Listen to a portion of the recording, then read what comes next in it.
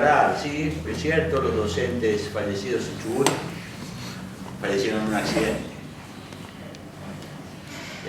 Pero el accidente ocurrió porque no estaban donde debían estar, sino estaban luchando por aquello por lo cual no deberían luchar, porque es tan elemental que asusta.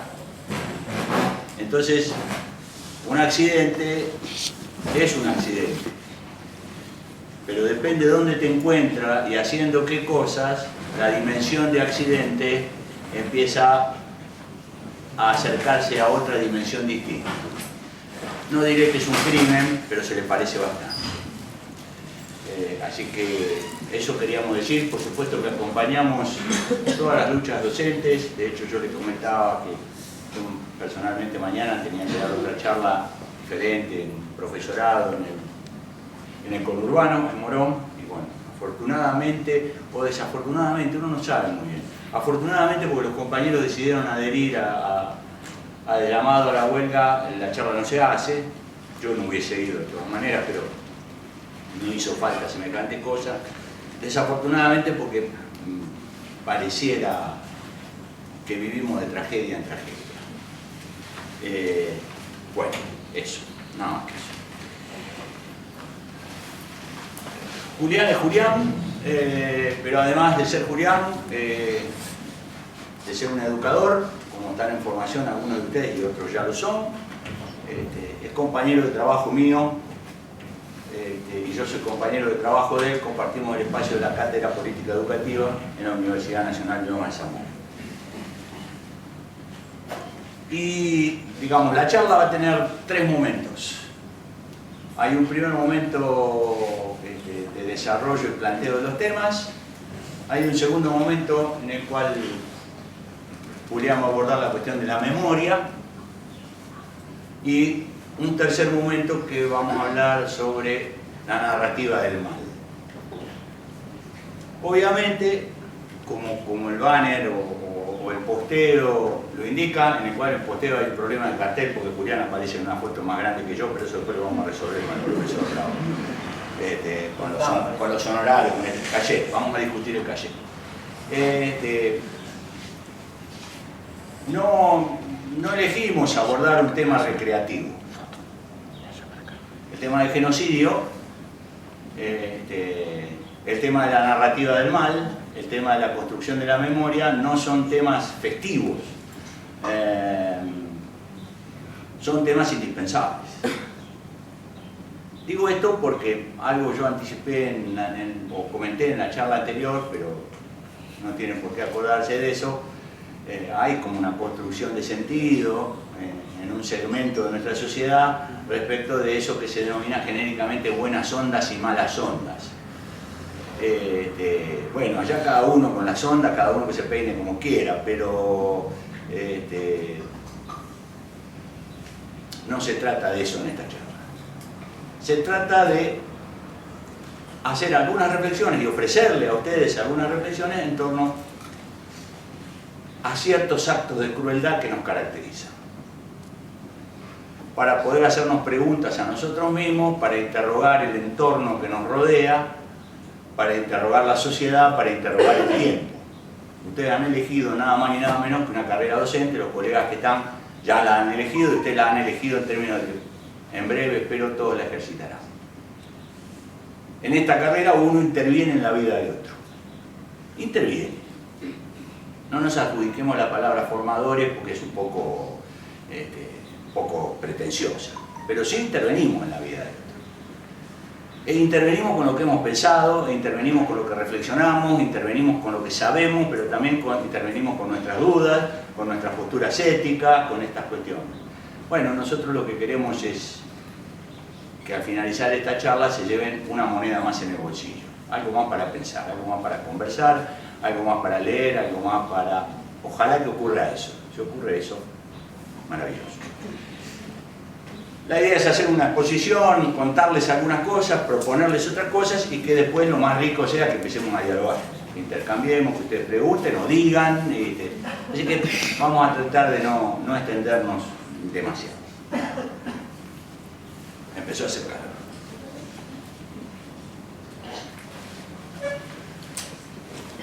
Y gracias por estar acá, está bueno que con un tema tan áspero haya tantos, por lo menos, dispuestos a escuchar. Vamos a ver cuando terminemos cuántos quedan, pero nos pone muy contentos. A ver, ¿por qué elegimos este tema? Rápidamente. Primero, es un tema que estamos desarrollando en el marco de nuestra materia en la universidad, política educativa, en un apartado de ese programa que se llama Escuela y Memoria. Segundo, porque tenemos un compromiso ético alrededor de la cuestión de la crueldad y la memoria. Y tercero, porque vamos a tratar de hacer lo que una de las cosas que más nos gusta. Hay muchas cosas que nos gustan, por suerte, pero una de las cosas que más nos gusta que es bajar los pasacalles. ¿Qué quiero decir con bajar los pasacalles? Abandonar frases hechas.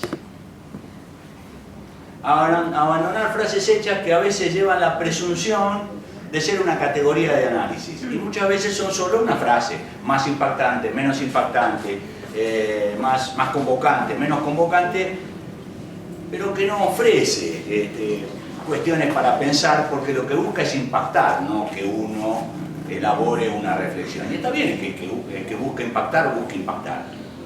Lo que no debemos confundir es el impacto con la reflexión. La reflexión es mucho menos, tiene mucho menos glamour, es mucho menos espectacular, es mucho menos atractiva, pero finalmente es la que nos mueve.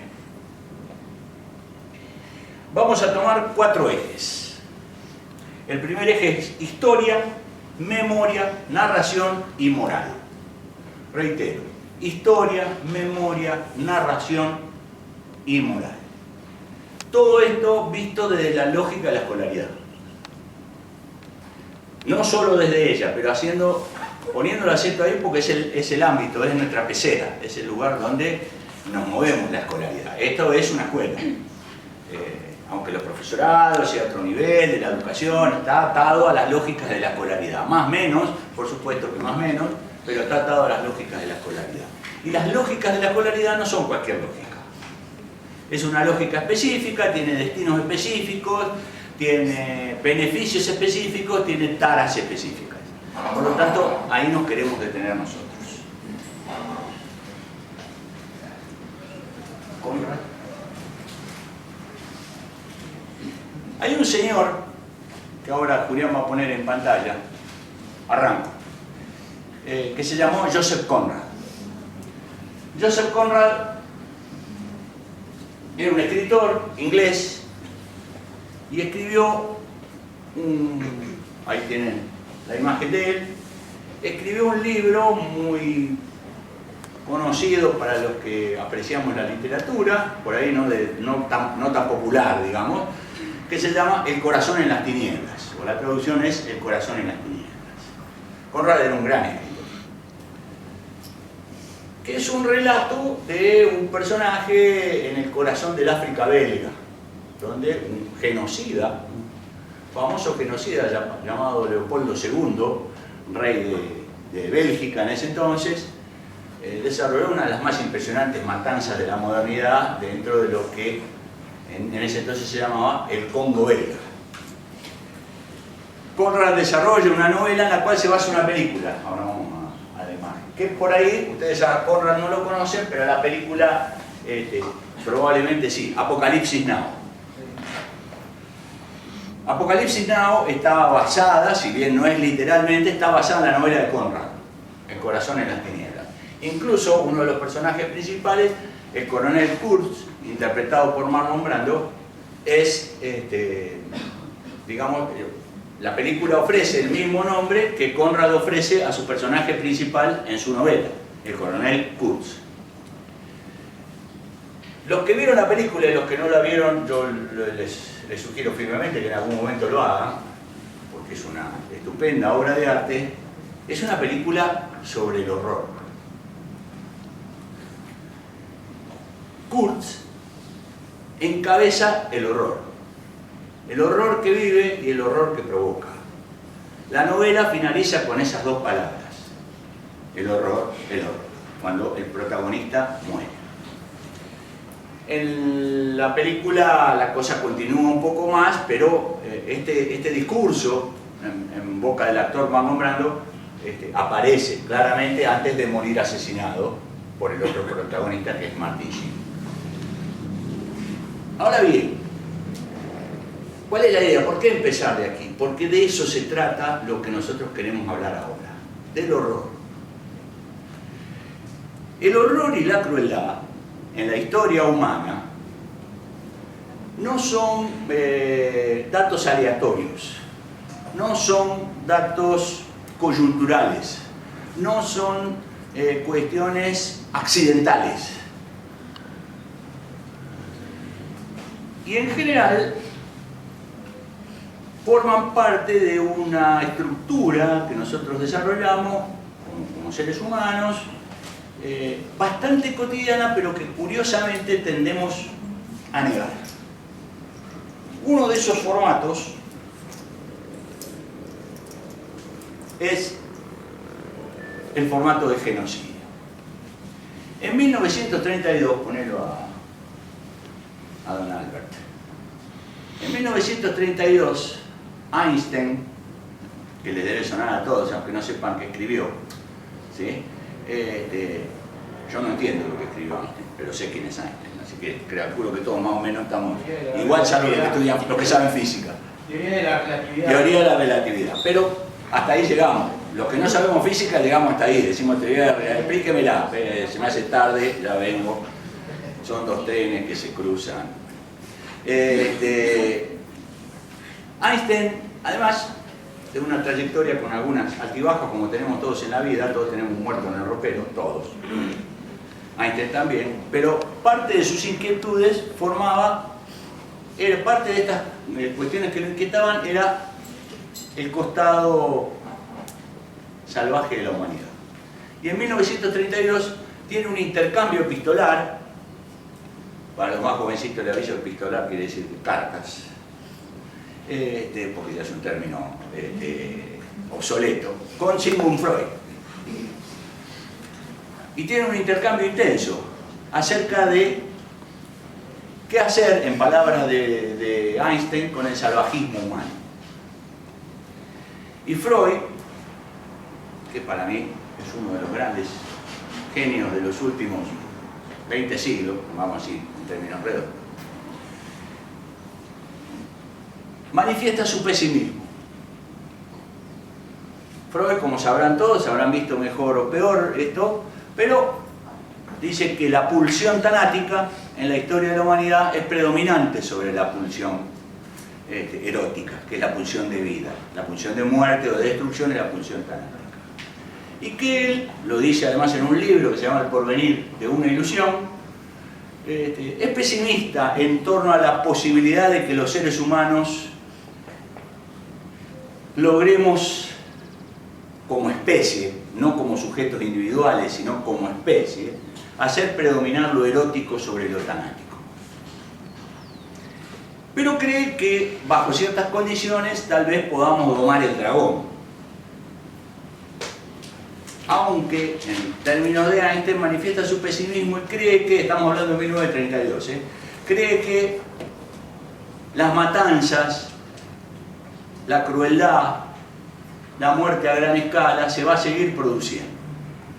Que lo que se puede hacer, y coincide con Einstein, es acorralar, cercar,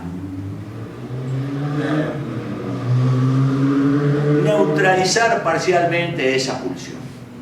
Y Freud dice una cosa muy interesante sobre la cual yo quiero detenerme un segundo. Dice, y no hay que confiar en el derecho.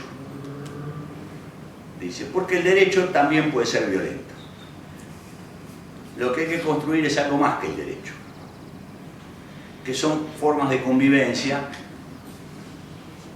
alrededor de las comunidades y alrededor de los países y de los pueblos. ¿Por qué les insisto con 1932?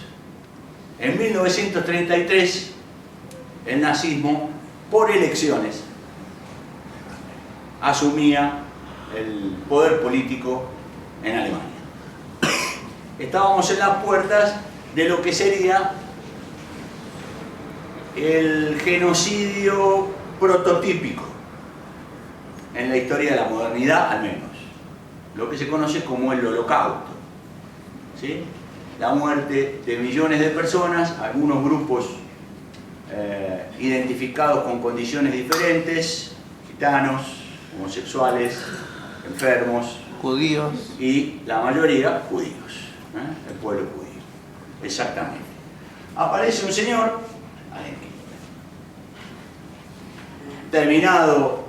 terminada la Segunda Guerra Mundial, que se llamaba Raphael Lemkin. Raphael Lemkin es el creador de la palabra genocidio. La palabra genocidio no es preexistente a Lemkin. Es Lemkin el que después de mucho trabajo y en base a algunas precisiones crea la palabra genocidio. Y la crea después de algunas búsquedas de terminología para definir eso que Kurz llama el horror. Esto parece secundario, por ahí para los profesores puedo contar con alguna complicidad a lo mejor de conocimientos independientes de ustedes y de los profesores de literatura o de lengua y literatura, complicidad profesional. Denominar las cosas no es menor. Si al horror no se le pone un nombre, corremos el riesgo de que desaparezca. Las cosas deben ser nombradas. Y deben ser nombradas, yo sobre esto voy a volver cuando hable de la narrativa del mal, pero digo, es el momento de anticiparlo. Y deben ser nombradas para que no sean confundidas con otras. Y deben ser nombradas para poder ser identificadas. No se trata solo de un ejercicio intelectual acerca de construir una definición. El mundo necesita ser nombrado, el horror también. Y necesita ser precisado para accionar contra él, para accionar sobre él, sea con el derecho, sea con los elementos que se pongan a juego, pero necesita ser nombrado. Lemkin lo tenía claro como nadie. Primero usó la palabra barbarie y encontró que la palabra barbarie era imprecisa, definía demasiadas cosas. Finalmente se encontró con la palabra genocidio. Y sus iniciativas dieron lugar a la Convención contra el Genocidio que va a formular Naciones Unidas, ya les digo en qué año, solo como ilustración, en el año 1948 y entra en vigor en 1951.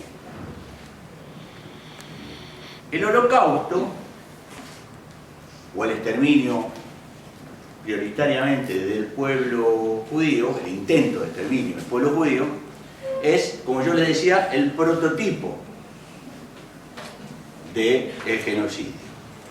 Pero hubo un enorme genocidio anterior, y ahora van a entender por qué insistía yo con esto de nombrar y por qué insistimos con esta cuestión de la memoria, y vamos a dar algunas precisiones alrededor de la memoria, que es conocido como el genocidio armenio. ¿Hay algún descendiente de armenios aquí? No. Bueno, el genocidio del pueblo armenio ocurrió en 1914, el intento de genocidio del pueblo armenio, en la cual, ya les digo, 1,5 millones de personas fueron exterminadas en el plazo de aproximadamente un año. Niños, mujeres, hombres, civiles, desarmados. No había guerra, sino había una acción deliberada de exterminio sobre un grupo poblacional identificado como tal, a ese grupo, porque la víctima de genocidio es identificada por el perpetrador, no existe previamente, sino el perpetrador decide, ustedes, y entonces la víctima es, digamos, cercada por la mirada de que va a perpetrar el genocidio. ¿Por qué la importancia del genocidio armenio? Hasta el día de hoy el gobierno turco dice eso no ocurrió. Directamente, esa es la negación. No es, bueno, no fue tanto, no ocurrió. En un momento dado, y ahora vamos a esto, hay un diálogo célebre, reproducido a través de distintas fuentes históricas, entre Hitler y su oficialidad. Hay un segmento de la oficialidad que está preocupada por el tema del juicio histórico acerca de lo que están perpetrando los campos de concentración de la Alemania nazi. Entonces les preocupa a esa oficialidad, bueno, esto, el juicio histórico. ¿Qué van a decir después que nosotros no estemos respecto a lo que estamos haciendo? La respuesta célebre de Hitler es: nadie se acuerda del genocidio armenio, nadie se va a acordar de esto. Nombrar las cosas, recordarlas, construirlas conceptualmente, no es un dato menor. Si el gobierno turco de entonces hubiese tenido éxito y hubiese eliminado al pueblo armenio, y Hitler hubiese tenido razón, yo hoy no estaría hablando de esto. Pero en algún sentido, de esto hablan pocos. Los turcos no hablan, hablan los armenios y los pocos que quieren escuchar a los armenios. ¿Me siguen hasta allí? El Holocausto consiguió otra repercusión, no es un problema de magnitud, sino otros elementos que intervienen. Ha habido otros genocidios, dame un inferior. Ahora voy a definir rápidamente para que podamos dimensionar esto. Abrime acá.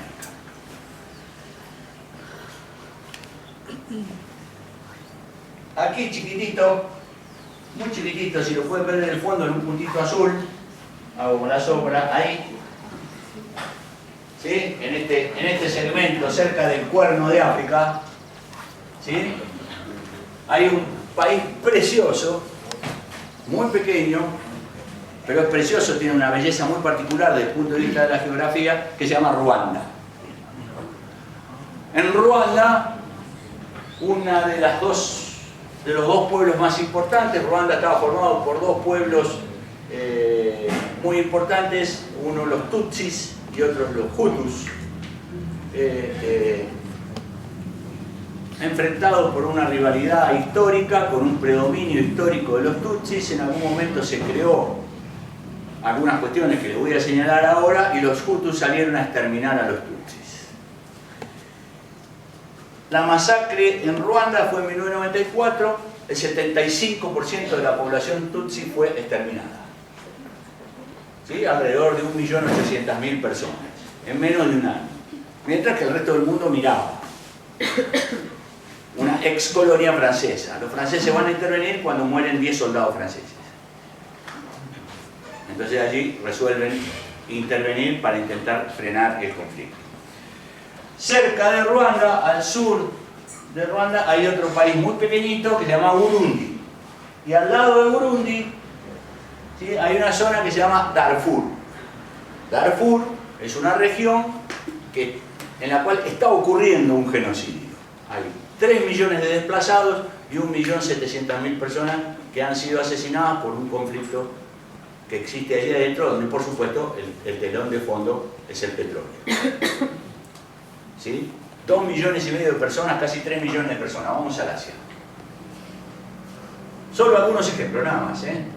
Y no es la intención abrumar con cifras, sino entender que un genocidio no es una matanza cualquiera. Ahora damos algunos de los conceptos, pero mejor primero ver el evento y después avanzar a la reflexión. Esto se llama un juicio reflexionante. Después también, yo todo para después, pero les voy a contar un poco de qué se trata. Aquí estamos en la península Malaya, ¿sí? Y aquí está Vietnam, que a todos les debe resultar familiar por una o por otra razón, aunque sea de oreja. Al lado de Vietnam, si lo logran ver aquí, en color rosa, está Camboya. En Camboya hubo, después de la finalizada la guerra de Vietnam, un régimen dirigido por un señor que se llamaba Pol Pot, y el grupo, la organización era el Khmer Rouge o Khmer Rojo. 2 millones de personas mataron y desplazaron más de 4 millones de personas de sus lugares. ¿Cuáles son los motivos de un... Podría seguir, pero nos vamos a detener aquí.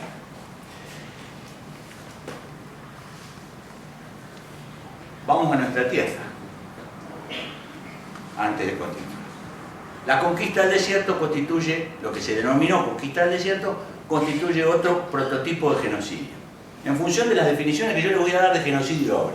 Después, si ustedes aman a Julio Argentino Roca o no lo aman, es una cuestión que yo no voy a discutir. O sí voy a discutir, pero no ahora, digamos, en este preciso instante, ¿no?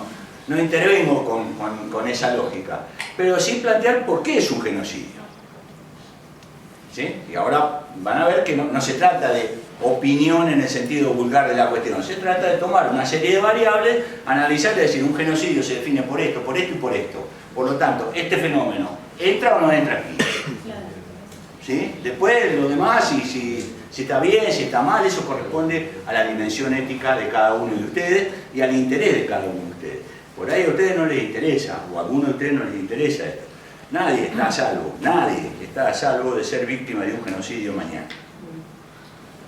Porque la víctima no elige ser víctima. Es elegido como víctima por parte del que va a perpetrar el genocidio. ¿Sí? Y uno puede ser cómplice. ¿Qué define un genocidio? Primero la intención.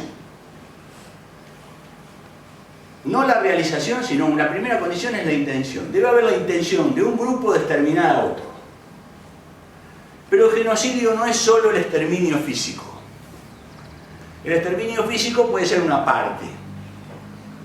¿Sí? Pero el genocidio es, primero, una acción organizada y deliberada. Hay intención, hay organización y hay acción. No son un grupo de locos. Y esto es lo más inquietante de todo. No es un grupo de locos que sale a matar a otro, como puede pasar, qué sé yo, no sé, en Estados Unidos cuando cada 2 por 3 apareció uno con una ametralladora e hizo un desastre. En un genocidio hay una acción deliberada, planificada y que se ejecuta con la mayor precisión posible. El Holocausto, como genocidio prototípico, demuestra esto, digamos. 10 locos, 100 locos, 1000 locos, no pueden matar 6 millones de personas. Tenés que construir un diseño y una organización. Tenés que tener la intención, tenés que tener la logística, tenés que hacer la acción, tenés que delimitar a quiénes sí y a quién no. No importa lo arbitrario, por supuesto que es arbitrario. Pero delimito, vos sí por esta razón, vos no por esta razón. Y vos vamos a ver. Según qué, pero eso lo decido yo, no lo decide la víctima. ¿Me siguen hasta allí? Pero además el exterminio no es solo físico, les decía yo. Un genocidio se perpetra si además de esas víctimas, sea un pueblo, un grupo social, una etnia, llamaríamos, este es un término un poco peligroso. Mejor es un grupo social, se lo destruye también en sus relaciones sociales, culturales y económicas. O sea, no solo los mato, porque es improbable que yo los pueda matar a todos. Y porque se mata de muchas maneras. No se mata solamente pasándote a degüello o pegándote un tiro. Se mata también arrancándote tu lengua, sacándote de tu lugar de origen, rompiendo tus relaciones sociales, rompiendo tus relaciones familiares, destrozando tus dioses, destrozando tu creencia, rompiendo tu medio ambiente. Y ahí se perpetra un genocidio. Aculturación y transculturación. Podríamos llamarlo, sí, claro. Sí, tranquilamente son términos acompañados con los otros que van y nos dan lugar al genocidio. Esto, la conquista del desierto reúne todas las condiciones. ¿Sí? Porque los pueblos que fueron perseguidos, algunos fueron exterminados completamente, otros no. ¿Sí? Pero los que no fueron exterminados fueron tomados prisioneros. Los que fueron tomados prisioneros murieron en Martín García, murieron en La Valcheta, en Río Negro, fueron separadas sus mujeres y sus hijos, separadas de los hombres y entregadas a las familias patricias de Buenos Aires para la práctica sexual de los jóvenes o de las jóvenes patricias y para el servicio doméstico de la casa. Esto está registrado por diarios de la República Argentina, contando las escenas y demostrando cómo se remataban y se vendían. Y si alguno de ustedes tiene alguna oportunidad, va a la isla Martín García, van a ver los barrios donde estaban esos pueblos que fueron los indios que fueron enviados y que fueron arrasados. Por lo tanto no se trata solo, porque yo puedo exterminar un grupo de 5.000 personas porque me resulta un problema. Eso es una acción de exterminio, no necesariamente es un genocidio. Maté a 5.000, es una barbaridad, me van a decir ustedes, por supuesto que voy a coincidir con eso. Pero técnicamente no necesariamente constituye un genocidio. ¿Sí? El exterminio físico. ¿Me siguen hasta allí? Carlomagno mandó a decapitar 4.500 sajones después de una batalla que había tenido